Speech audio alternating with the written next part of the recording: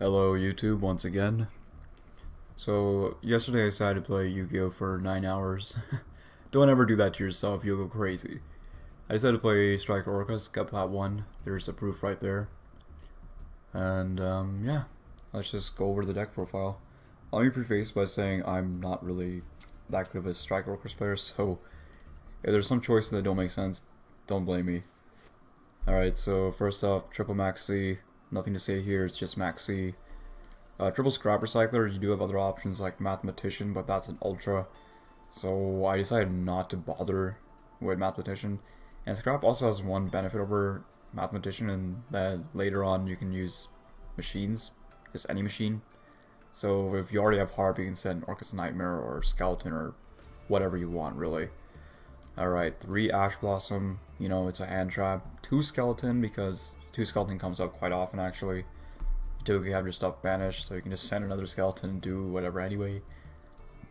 1 Armageddon, it's basically a scrap recycler, but a really good scrap recycler. Greffer, it's basically another play starter, but the worst one. And I mean, look at him. He's nice and shiny. How could I not play him? Just one of them. 1 Gear Stew because I can only play one. 1 Harp because I can also only play one. 1 Scrap Raptor because it searches Scrap Recycler and it's basically just another play starter. So I guess you have 6 play starters here. 1, 2, 3. Yeah, 6 play starters. About. So you could probably bump up Scrap Raptor, but he's a super, so probably not. 2 Orcust Nightmare. You don't need 3. Don't play 3. 1 Wand. It recycles. Holy crap! I have so many World Wands. Anyway, this recycles any Orcust from your graveyard, so typically if you open Armageddon, you can get a board like Mask and Ding in the graveyard, and then on your opponent's standby phase, you Nightmare, send Skeleton, and maybe Harp if you want to do that, but you probably don't need to do that. Rhoda, searches Armageddon Knight, gets your play started. It's pretty standard stuff.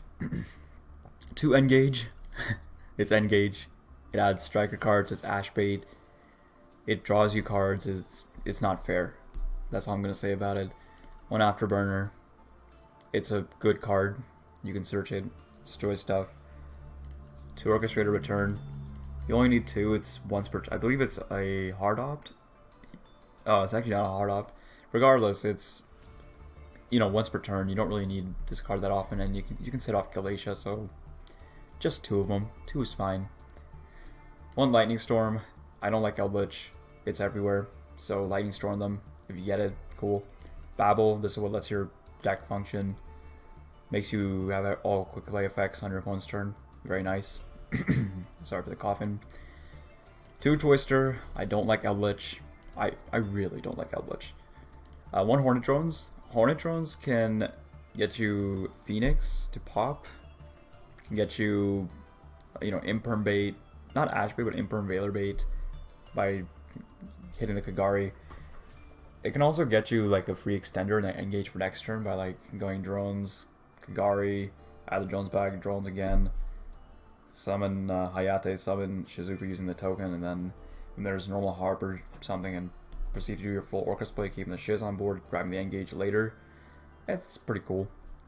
Obviously only 1 because we can only play 1. 2 Widow Anchor, fair card, it's a negate, why not? Shark Cannon. Honestly, this card I probably would replace with Jamming Wave just to have more Eldritch hate, but it's too late for that. We're already plat 1. 3 Crossout because this deck loses hella hard to like Maxi, Imperm, and Ash. Like, if your normal gets negated and you don't have any follow play, you are pretty screwed. Not much to say there. 3 Imperm. It's a hand trap. Nothing more to say about that. And 1 Crescendo. You don't need more than 1 Crescendo, and honestly, I most of the time never set this unless I had a feeling my opponent was playing like, I don't know, something crazy where I had to omni-negate. Alright, 2 Dingirsu. I got lucky and managed to pull both of them. It took a lot of packs, but we did it. The 1 Kagari because, well, I can only play 1 Kagari. Recycles your stuff, it's good. The Shiz because I mentioned earlier that if you open Jones token plus a way to get your Orcust engine, you can actually get an engage on your next turn, so that's why I kept her here. She also lets you just like make Barricade, Borg, Phoenix, or whatever if you... Well, Phoenix you can make with the token, but Barricade Actually, I guess you don't need to play this. I just have it here because it's nice to have it in here.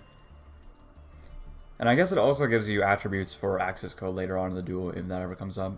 One Hayate, sometimes you're playing striker for a turn, so you can go like Jones token, make Hayate swing, send engage, add the engage off Gari, and you know, do striker stuff for a turn. Phoenix, back or hate, nothing more to say. One Galatia, you can only play one, it's your play starter, it starts everything. One IP, IP lets you go into any of your big like link 3s or link 4s. Am I missing anyone? Yeah, Barricade Borg. Barricade's weird. If you open like, I don't know, Orcust Nightmare and the Striker Engine or something weird like that, you can just discard Orcust Nightmare. It doesn't come up that often, but it's there. Also later on in the duel you can also just go into Barricade Borg. He's a Dark Link too, easy to make, very nice. If it was Galatia, I would probably replace it with the second Galatia. We had it, but we don't. So, that sucks. One Trispana, makes itself IP. If you play against Eldritch, they lose. It is also pretty funny against, what's that card, what's that deck? Crusadia, because it just banishes all the Crusadia monsters every time they summon. Pretty funny. Unicorn, it's a utility card. It's nice. It just spins anything. Like, literally anything. If you're playing against a backrow deck and you somehow don't have Trispana, you can make this. Longirsu, it's an Orcust card. It sends cards, it shuffles stuff back, it recycles your engine. It's pretty good. Orcustrian, Topologic Bomber Dragon, another IP target. This is better against, like, decks that summon a crap ton. Like, if I make this against Drytron, they might have a hard time outing this. Maybe, maybe not. I wouldn't know. I never really made this against Drytron. I just hand-trapped them to death. One Orcustrian. This should be a 0 Boros, but there's already too many Ultras in this deck, and I don't want to craft another, so there you go. I mean, he's not terrible. He can negate stuff, make him 0 attack. It's pretty good. It's okay, I suppose. One access code, OTK Gorbur. That's all you need to know. And yeah, that's pretty much it. Now, again, I preface this by saying I'm not the best striker player, or striker Orcust player, so I misplayed a lot when I was climbing up on my ult. You're probably going to do better than me if you actually know how to play this deck. I'm, like, trying to remember how to play this deck from 2019. And that's pretty much it. If you like the deck profile, give a like, comment, subscribe.